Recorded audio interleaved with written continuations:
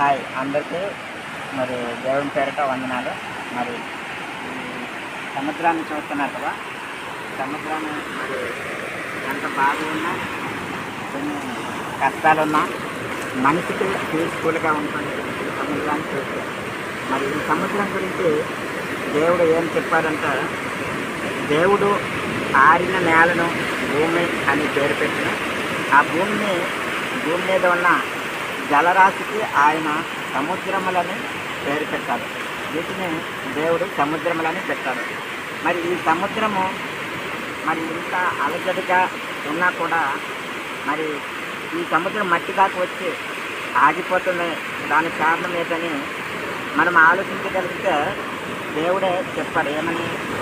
సముద్రము దాటు లేకుండానట్లు దాని అంతరంగములంతా పొర్లినను అవి ప్రబలము లేక ఎంత ఘోషించినా దాని దాటి లేకుండానట్లు నిత్యము నిర్ణయము చేత దానికి ఇసుకను హద్దుగా నిర్మించాడు. అంటే ఈ సముద్రంలోని తరంగాలు ఇలాగొచ్చి మరి దీన్ని దాటిపోకుండా ఉండడానికి ఇసుకని హద్దుగా చేశాడు. అంటే దేవుడు ఈ సృష్టిలో సముద్రాన్ని ఎంతో చక్కగా డిజైన్ చేసి మరి గ్రామాలు కొట్టుకోకుండా ఉండడానికి దేవుడు హద్దుగా ఇసుకని చేశాడంటే ఎంత టెక్నాలజీ దేవుడు ఉపయోగించారో మనము దీనిని చూస్తుంటే మనకి అర్థమవుతుంది. Thank you.